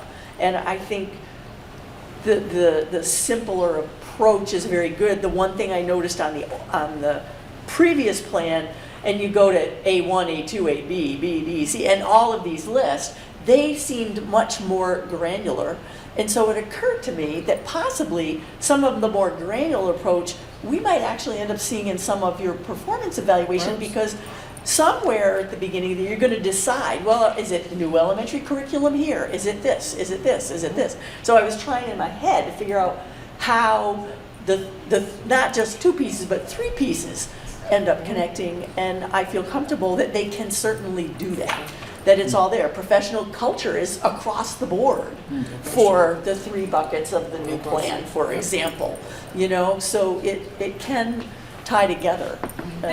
And those pieces, right, where you have this, and this, those are those kind of SMART goals belong more in that like 3-year plan, right? Like when we do this, this will, and you, then year 1, year 2, year 3 are how you're gonna move towards those Right. goals. Yeah. Because this is a 1-year plan, just keeping it really simple and succinct and something that's Right. manageable for the, as we shift kind of this thinking, right, where we're looking at the whole picture, Yeah. we need to help people Right. be able to understand what that whole picture is. Yeah, I could almost picture this bridge program that we're taught, that, you know, the strategy we're talking about as a poster that look, you know Oh, what no I mean? question. Or something like No that. question. So then it could be posted around. So a family walks by at an open house, they see it, you know, it's outside the district office. This is our transition 1-year plan. This is where we hope, I mean, I could just picture No that kind question. of coming together And that's another to reason. understand. Right, and we are trying to keep it simple. It shouldn't be, yes, and it's, again, Mr. Stewart's point, it's not a criticism, it's an observation. Yeah, I want people to understand what we are about this year. I want people to understand the buckets that we are about this year. We, as a leadership team, want to be able to talk about this in a meaningful way as we make this transition to next year. yeah. Okay, other questions, comments? Okay, so at the end of Sarah's initial presentation, it was the ask, are we comfortable approving this? Is there something else that we are, you know, does it need any more refinement before we might approve?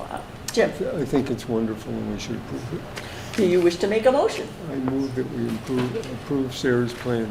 It's the Southern Southern us. Berkshire plan. It's all of us. Southern Berkshire It's Amy Murray's, it's everybody's, it's all of our Strategy plans. for student success. Okay.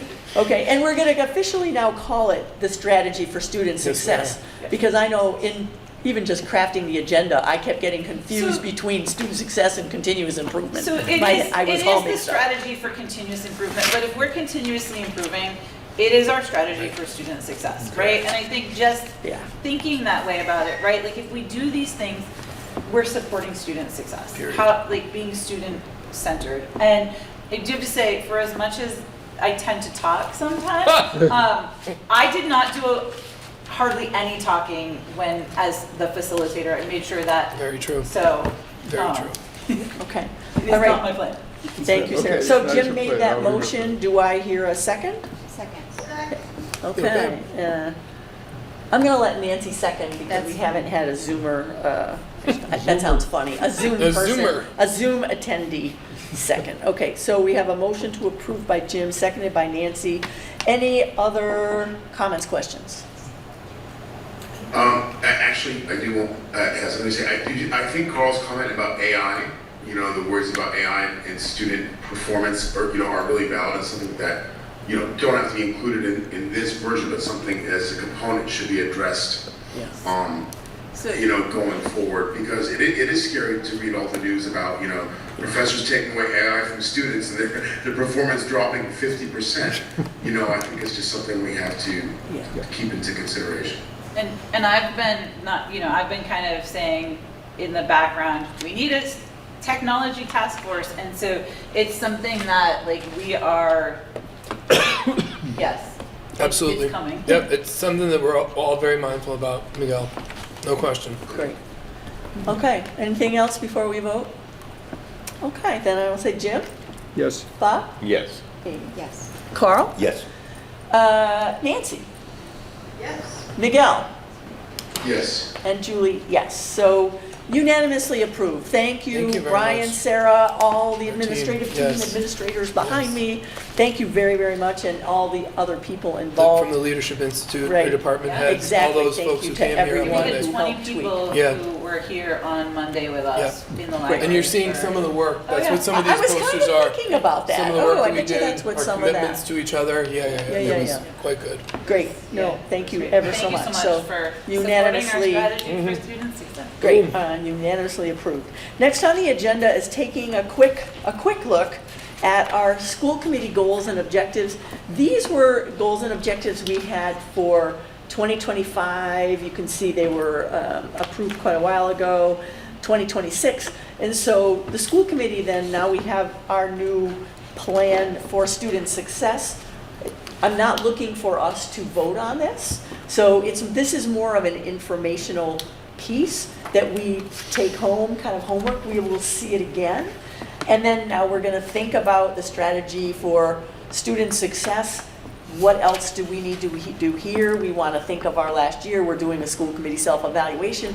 What will be our goals? So hopefully, by the end of September or October, we will reestablish our school committee goals. I don't know if anybody has any quick questions on any of that, but it was my intent to introduce the topic, that it's here, you'll be seeing it again. We'll wish to do more work if we want to tweak anything on that. Any initial comments or thoughts? Okay, just know that that is coming forth. That was an informational piece. Next on the agenda, we had said back in the spring that perhaps we would, we've had our same legal counsel for over 20 years, Murphy, Lemire, and Murphy. They've done a good job for us, but we felt with new leadership, new direction, it might be good just to look around and just see who's there. We may want to retain them. We may wish to move in another direction, but that we would wait until after July 1st, until the next the next fiscal year anyway, because we usually do our appointments for legal counsel in November when the school committee reorganizes. This would be the time, if the school committee desires to form an ad hoc committee to, seek proposals, we're able to do that. If we don't want to do that, then we'll dismiss this item. But I wonder what the pleasure of the committee is at this point in time. It was first introduced, I think, late in April, the idea, and we put it off until now. Any thoughts? Carl? Well, I've made my thoughts known at an earlier meeting about Sure. this, and I, although I'm not entirely pleased with some of the advice that's come from our council, I think they've done overall a good job. But I have I mean, it's fine to discuss. I didn't understand what this paragraph 8F meant. Discuss ad hoc. Oh, I think it should have said ad hoc subcommittee. Oh, okay. I'm sorry, yeah, no, sorry, missed that. Yeah, the formation of an ad hoc subcommittee okay. to seek, information. I think, yeah, I'm sorry, Carl. Because ad hoc just means for this. That's what it means in Latin. Oh, for this. okay, no, I'm sorry, there was a word omission there. We Okay. should have said ad hoc subcommittee. Okay, I think it might be helpful to have the discussion, if for no other reason than to find out if there is some displeasure with the representation that we have, and what that displeasure is. Is it the cost? Is it the quality of the advice that's given? Is it the accessibility? So those are all topics that could be explored, and exploring them will allow us to make a better judgment when it comes time to reorganize and select council in November, when we have our regular reorganization. Sure. So I think airing those things can be good. Who knows what the outcome is going to be, but I think it can't hurt to do that. But I don't think we should spend an inordinate amount of time on it either. No, and that's why I would think we might, we get maybe 3 people on an ad hoc subcommittee to do a little work, I'm sure we would want to have a presentation from our current council, and hear from them, what would they, what they do. There's other Western Mass Council. I mean, these guys are from, is it Braintree? But I know they're out near Boston. So do we want to hear from other locals? And I just, is there interest? I mean, I would be interested in being on that if we just choose to go forward with that. Carl, would you have interest in serving on an ad hoc with that? Yeah, I would do it. Yeah, I mean, I'm basically looking for, do we move forward with this, do we not? And who might like to serve on ad hoc if we do move forward? So I guess 2 separate questions. should we move forward first? I mean, we can determine by consensus, we could make a motion and formalize it that way. Okay. So you looked at me, so I'll make the motion. Oh, no, I'm looking Well at you done. because you're over there. Well I done, look at Jim. Carl because he's Well over done. there. That we continue with the process. It certainly doesn't hurt to gather more information, whether perhaps measure whether the present attorneys want to continue representing us. There's two sides to that equation, and see what else is out there and Sure. come to a decision at some point. Yeah. Okay. So it sounds like Jim was making a motion to form an ad hoc subcommittee to review legal counsel, if I think could. that's what I just did. Okay, Thank I you. was just checking. Okay. Second. And I'll say, Okay, and Amy has seconded that to form an ad hoc. Okay. Any other discussion on that? Other than it's always good to look at areas that have become complacent. And I believe when you've had an attorney or a client for so long, that Yeah. should be looked at with a more open view, just Just because you should. because. Right. Yeah, it's a healthy thing to do. Thank you. Any other comments or questions on that? Okay, then we will vote to form an ad hoc subcommittee to review legal counsel, and hearing no other comments. Jim? Yes. Bob? Yes. Amy? Yes. Carl? Yes. Nancy? yes. Miguel? Yes. And Julie, yes. Okay. So we will do that. And now the subcommittee, Carl, you expressed interest? I think he was asked. Well, no, well, he was the first one. I'm just I saying. would change that word interest to willingness. Okay.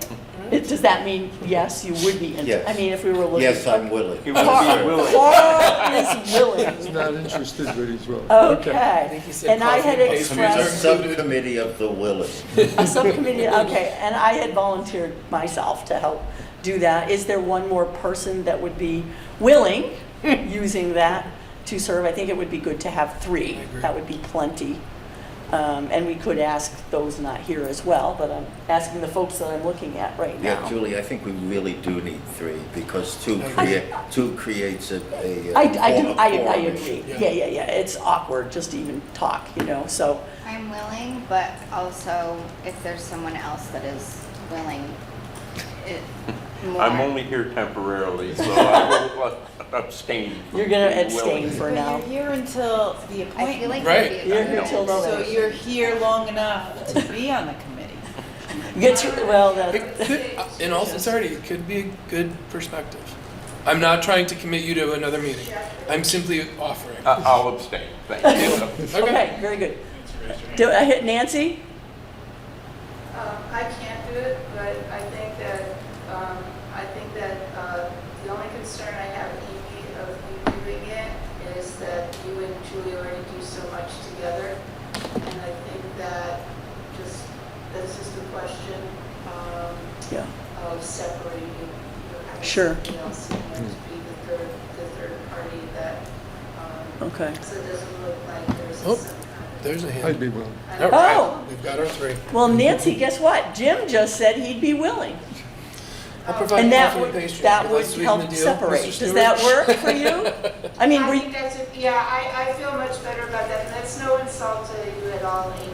It's just. It's all right, it wouldn't be the first time tonight, so, oh, no. Oh, oh yeah, first thing. Yeah. Thank you, Jim. I really appreciate it. Okay, all right, well, we will try to get that ad hoc group organized and figure out how we want to move forward and what kind of criteria we'd like to do with that. Thank you very much for your time on that item. Next, we're looking at the Last page. yearly items. Oh yeah, the back page of our packet. Yearly items for school committee consideration. This is kind of a list and a timeline, so you can kind of see what's coming over the course of the year, and where we want to do that. I made a couple of notes, since I know we're going to do the school committee self-evaluation, that maybe we'd want to add that in September and then, do a check-in on that maybe in February. And then I think it says school committee evaluation, where did it say, in June or someplace like that? I don't know. But I was looking at that one. I can comment too. This one says adopt a budget calendar in November. We actually already did that in June for the coming year. I don't know if we will continue to do it on that timeline. That doesn't matter, but that is actually done.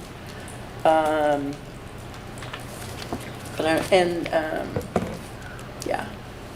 So I don't know if there's anything else that people want to bring forward. Oh, I know, the only other thing, I was thinking of adding for April that we would have an end-of-year calendar events, just to kind of bring that forward. Yep. So that the school committee would know what events are out there, since we had a big, long list of about 20 different things, and you could choose if you're able to attend, which, starts with recognition nights and family nights to commencement. All the way.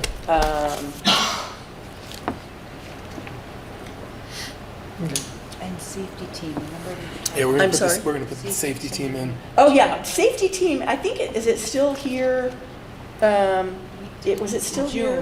June. Oh, it's in June. And Michelle, you said we did it last year in January. We always do it in January. Yeah, so I mean, we can move that. Let's move that. If we wish to do that. I would Yeah, it's recommend almost that. like a mid-year. Like a mid-year check-in, Yep. how are things? Yep. So we're gonna move safety team from June to January.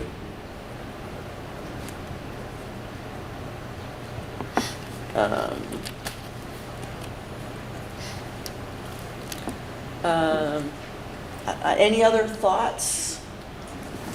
Or we could have a motion to approve as amended, since we've made a couple of adjustments.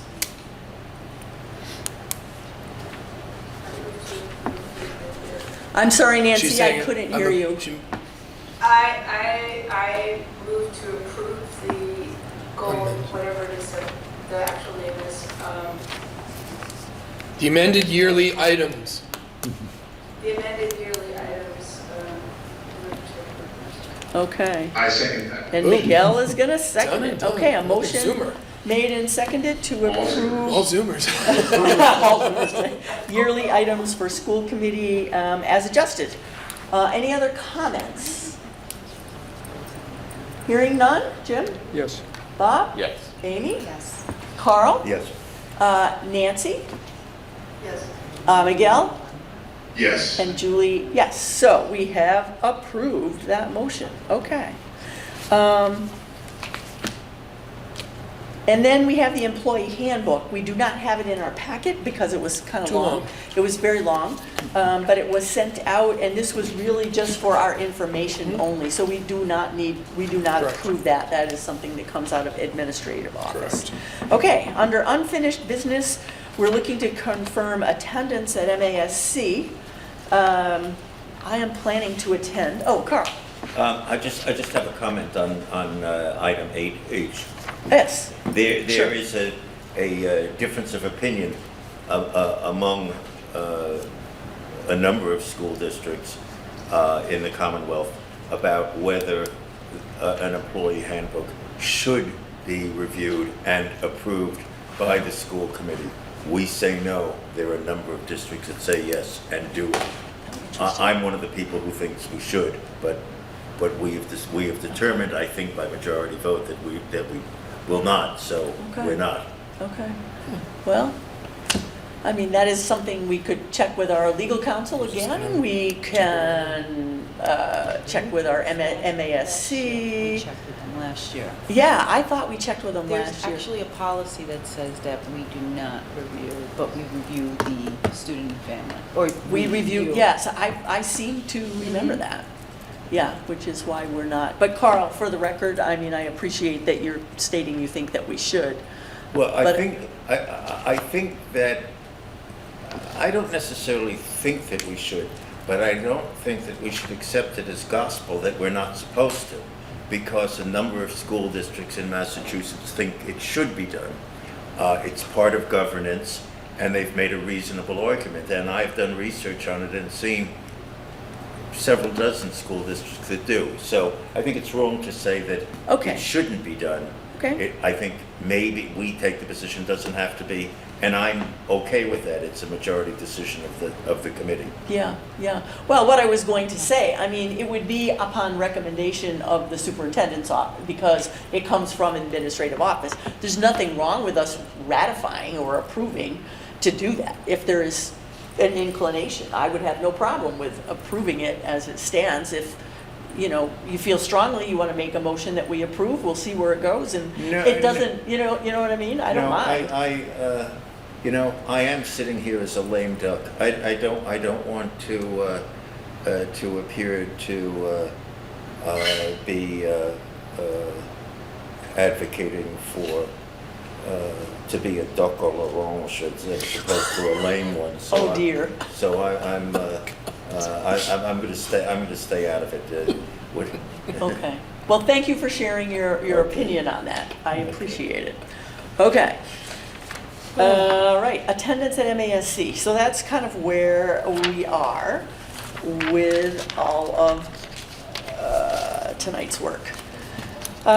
So I did some math this afternoon, and I figured out if we have 4 people going to conference with the registration paid, and we pay for 2 nights, which would be Wednesday night and Thursday night, which means we don't go early. We would go Wednesday morning, and we'll come home at the end of the program Friday night, or you make your own reservation if you wish to stay. 2 nights, it includes the food, all of that. It would be about $4,000, which is what is in our travel conference. Of course, then I added mileage for 4 people. I checked out the mileage and said, oh my God, it's another $1,000 for 4 people just for mileage to where we're going. So it's like $5,000. In the meantime, I looked at one of our versions of our budget, and the school committee has a line called, I emailed it to you two guys at the end of the day, actually. School committee professional development contracted services. Could a registration? We already blew that budget by $36. What's that? I said we already blew that budget this year for by $36. But if school committee professional development, what are we spending that on? Your MASC dues. Oh, it didn't say dues. See, that's why I didn't know what it was. Yeah. So contracted services is dues. Is the dues, which is $6,036. Oh.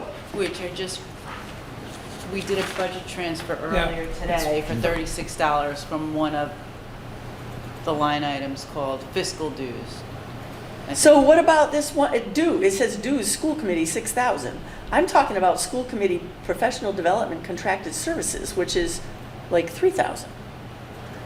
I'll take a look and see. Do you know what I mean? Like, yeah, yeah. And I'm not sure if what I have is the most current version, because I couldn't pull it offline. Yeah. This was something I realized today. But I'm just thinking, there might be a little bit more, and we have to remember. I mean, I'm sure we can find $1,000 somewhere to Yes. cover that mileage. That's not a problem. Yeah, I'm sure that we can. And because of the fact that when the executive director was here, you know, we could probably, maybe if we pay for 3, they would spring for the registration of 2. So and then can we I would commit pay. to 4 school committee members? Well, I mean, I know last time Art and Kim said they'd like to go. I know Kim sent an email saying she'd like to go. What Kim did? Yes, she Okay. sent an email this evening. Okay, good. And I don't know about Art, but we'd want to check. But I'm wondering if we can get a 5th. If there's a 5th, at one point, Miguel, you expressed possible interest, but I don't know if we should do that. It's still, I was just looking at the calendar and the date. It's still a little too early for me to tell. Okay. But I know you guys were looking to confirm and make reservations soon, so. Yeah, just to get the early bird, I was looking, you have to register by September 5th to get the early bird price. Carl? I may go, but it's not. I'm not going to be paid. I'm not asking to be compensated in any way. Okay.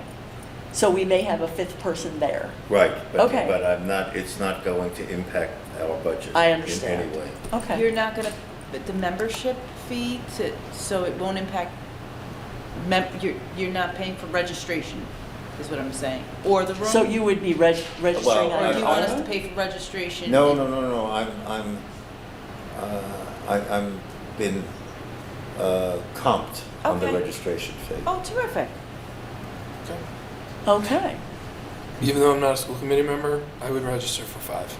I mean, especially considering Okay. that we heard the executive director say he would help pay for some registrations. and we I could- don't think it could hurt to pay for 5. Okay, and then we I can, will register for 5 people. okay, and then we'll Fill in the we'll details follow up later. from Yep, there. Exactly. Okay, Yep. all right. May I add something on unfinished business that Oh, sure. Dr. Tatro raised because I found the email? Oh, From Commissioner Martinez, we recently released chronic absenteeism data through March 1st, 2026. This email came on May 15th. And your district, Southern Berkshire Regional School District, was one of 55 in the state that decreased chronic absenteeism by at least 5 percentage points or more over the previous March 2025 chronic absenteeism rate. oh, So that indeed is That's good great. celebratory news for us. Yeah, And I yeah. apologize that I did not share that in a more timely manner, but Great. thank you for reminding me of that, Dr. Tatro. okay, very good. Continuing on, public comment.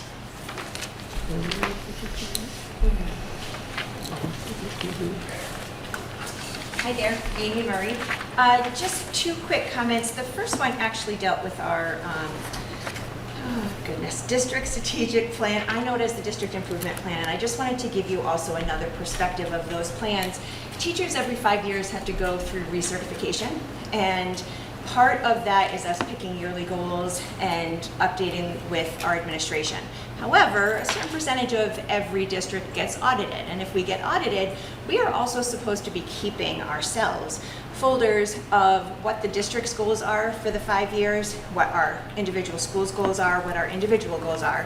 And every time, part of our reevaluation is actually taking PD that relates to goals, and they can hook back to our personal goals, or they can hook back to our school goals or our district goals. So some of that in my 30 years in this district have kind of fallen off the plate, where that part of our evaluation has kind of, we haven't been holding teachers accountable to that. And what tends to happen is if we get audited, they kind of have to backtrack, especially as we change administrators.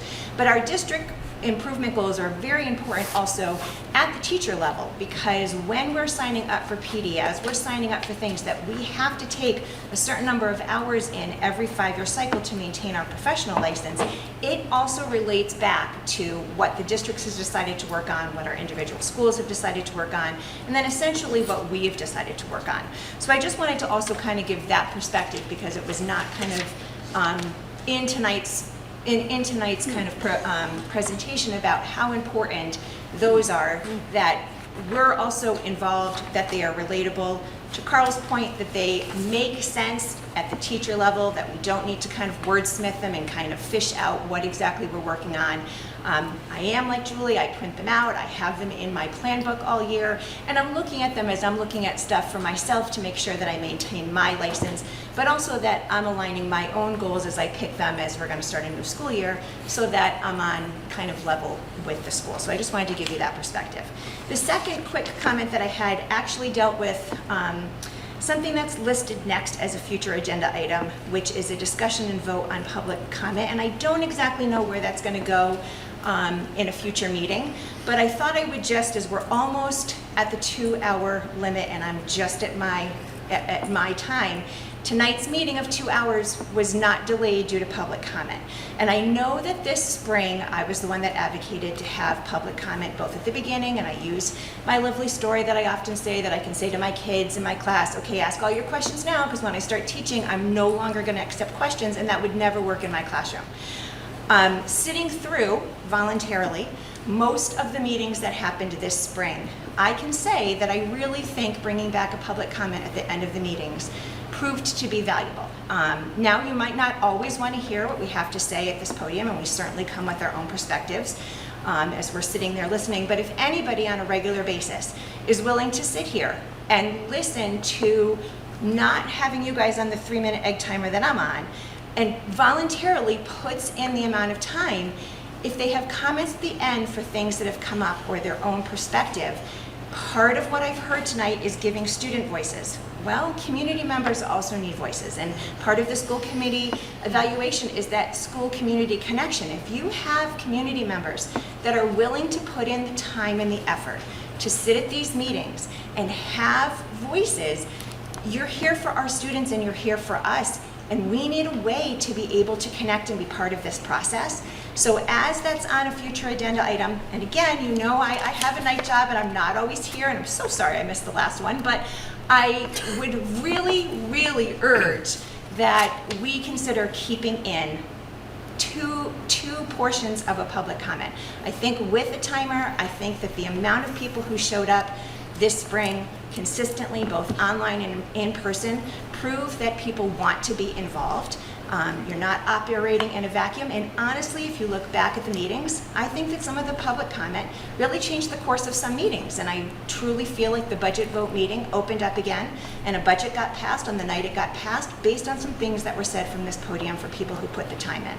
So just again, my 2 cents, I don't know if that was where that vote was going to go and discussion was going to go, but I just thought I would give my 2 cents and say, I appreciate the fact that it was listened to me when I brought it up this spring through a very difficult budget process. I think that it's been valuable for people to be able to voice. I think that in real time, you get an idea of what the constituents are feeling and thinking and asking. It also changed the discussion of what some of the budget information that we were given with things that were said and asked and questioned, and it framed things in a different light. And we all kind of come with our own different perspectives, and sometimes it's hard as you're sitting at that table with one hat to remember other sides. So I just wanted to give that as a perspective that I've appreciated you listening to the concerns, that we're putting in the time, hearing our voices, although it might not be what you want to hear at the end of the night. Sometimes it helps to hear that.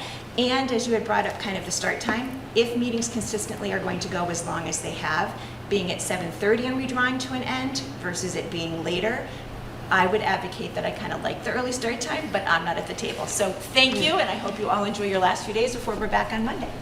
Thank you, Amy. So future agenda items, we did want to follow up on having a school committee candidate forum. So we will talk about that. We know, I don't know, Michelle, you can tell us who we have papers from? Are you able to do that for us quickly? We did receive papers from 3 Sheffield residents. Okay. Their names are Crystal Van Duzen, Amy Bainbridge Jordan, and Jessica Murtaugh. Okay. We also have papers from Jim DePisa. Yeah. And I can't remember her first name. Is it Jen? Yes, Shoemaker. Yep. And that is all. Okay. All right, so we have a forum, and I am aware of at least one person from Alford that unfortunately missed turning papers in, but is this very serious candidate. Right. So, and I expect that we'll see him in the future, and talking about his candidacy, and I'm not sure the status of New Marlboro, but I think planning, we'll talk about it next time, or, sometime in September, we'll set a date probably for October, we'll set a date, so maybe And you and I can coordinate, like maybe publicizing it on our social media page. Absolutely. For people to Yeah. generate their bios, who's interested in, Right. who's not only nominated, Yeah, but also. exactly. So that's just a future agenda, and we'll probably put that on next meeting so that we can kind of set Yeah. dates and timelines. Carl? That forum, I assume, Yeah. is going to be noticed and be an open meeting. Oh, Oh, well, yeah. sure, it'd probably be in the auditorium. Well, I it really remember should 2 be. years We've ago, done it was We've in the done it in the auditorium. auditorium. Everybody had a small bio. Oh, They yeah. all presented themselves, and community members were able to ask Oh, questions. yeah, absolutely, for sure, Carl. And then the other item that's on here, this was something that Art raised last time, discussing and vote on whether we keep 2 public comments or not. So you've heard from that, but that's something that we'll talk about that at a future meeting as well. Nancy, do you have anything else for a future agenda item? No, not Oh, okay, I thought I heard you saying something. I was just going to ask if write-in candidates were going to be, could be part of the forum, but I guess that's. Yeah, well, I think we'll talk about that when we do the formal discussion, but I don't see why not. If we know that they're serious write-in candidates, why not? Absolutely do it. And Carl, I was kind of thinking, when you had asked to bring up the other topic under chair report, I know when I served on select board, at the end of a meeting, there is a topic called selectmen's items, select board items. And to me, this future agenda items could be / school committee items, where something like, something that's not on the agenda, and if it's something brief, we talk about it. If it's something that needs to go on a future agenda, we could do it. So perhaps that would be a way to address that concern, and that's where it would do it. Does that seem amenable? Yes. Great, okay, all right, we'll consider that for future as well. I would like to entertain a motion to adjourn. So moved. Carl, who will second that? Dear Lord. Oh my goodness gracious. Pause. A pause We to were all second. waiting on it. Okay, motion made and seconded, all in favor, Jim? Aye. Bob, Amy, Yes. Carl, Yes. Nancy, and Miguel, Yes. and Julie, yes, we are adjourned. Thank you. Please have some cake on the way out. It's Michelle's Thanks birthday. very much, 7:37. Oh.